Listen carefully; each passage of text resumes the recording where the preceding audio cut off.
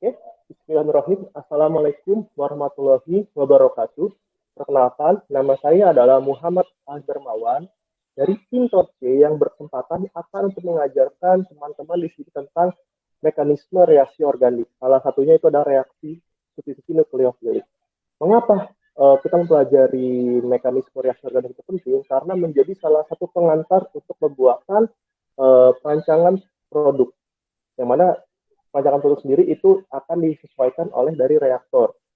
Yang mana reaktor itu akan sangat ditentukan oleh mekanisme dari suatu reaksi. Nah, untuk sesi ini saya akan menjelaskan tentang reaksi substitusi nukleofilik.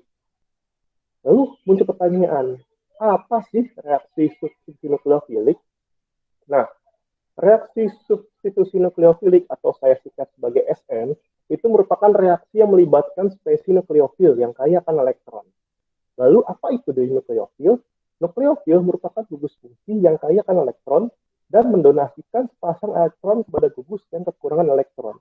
Nah, jadi ada suatu gugus fungsi yang mana gugus fungsi ini dia memiliki pasangan elektron bebas atau elektron yang berlimpah, yang mana dia akan menyerang gugus fungsi yang kekurangan elektron seperti karbon maupun hidrogen. Lalu reaksi nukleofilik sendiri itu merupakan dari reaksi asam basa Lewis. Lalu kan tadi saya sebut gugus fungsi ya. Lalu kira-kira gugus fungsi apa sih yang baik untuk reaksi SN? Nah, untuk gugus fungsi yang baik itu kita bisa melihat dari elektronegatifannya dan cenderung untuk golongan halogen. Seperti kita lihat di sini, ada yang namanya leaving group.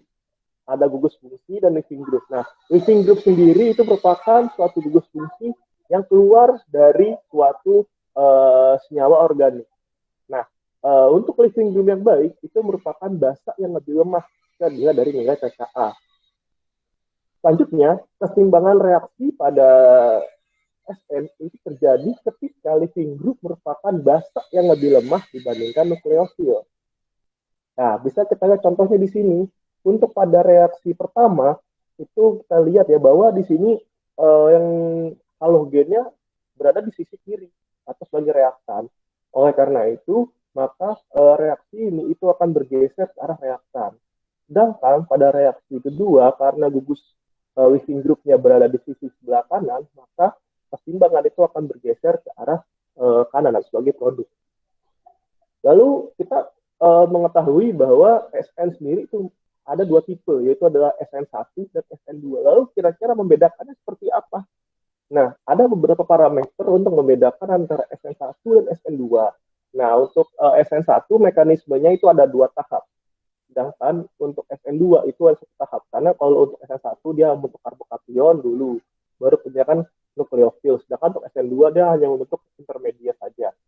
Selanjutnya, untuk bagaimana mengetahui reaktivitasnya, untuk SN1 itu lebih reaktif pada tersier. Dan pada SN2 hanya pada primer atau metil halida. Nah, ini yang paling penting untuk mekanisme, yaitu adalah laju reaksi. Penentuan laju reaksi untuk SN1 itu ada kinetic order 1 karena dia unimolekuler, sedangkan untuk SN2 itu order 2 karena dia bimolekuler. Nah, penentuan kinetical order reaksi ini itu penting ketika kita akan merancang reaktor ya. Nah, ketika panjang reaktor, terutama untuk kimia organik, itu sangat diperlukan bagaimana mengetahui penyusunan mekanisme reaksi kimia organik. Lalu selanjutnya itu adalah stereokimia. Untuk SN1, maka akan didapatkan produk rasemat, yang mana terdiri dari dua stereogenik yang berbeda. Sedangkan untuk SN2 itu hanya satu, yang mana dia akan diserang melalui backside. Karena backside maka akan dihasilkan inverse. Seperti itu. Lalu untuk nukleofil, untuk SN1, itu nukleofilnya itu merupakan yang lebih kuat. Sedangkan untuk SN2, nukleofilnya itu lebih lemah. Untuk leaving group, untuk SN1 dan SN2 itu sama-sama ya. Karena leaving group yang baik, maka reaksinya akan lebih cepat. Dan terakhir, untuk parameter pelarut, untuk SN1, pelarut yang disukai itu adalah pelarut trotik atau pelarut polar. Sedangkan untuk SN2 itu adalah pelarut atrotik. Jadi penentuan dari SN1 dan SN2 itu sangat penting dalam penentuan mekanisme kimia organik. Penentuan mekanisme kimia organik itu sangat penting dalam menentukan laju reaksi. Nah, penentuan laju reaksi itu sangat erat kaitannya untuk kita sebagai proses engineering untuk merekayasa dari reaktor kimia. Oleh karena itu, untuk belajar mekanisme kimia organik itu sangat diperlukan untuk kita orang-orang teknik kimia dan teknik bioproses.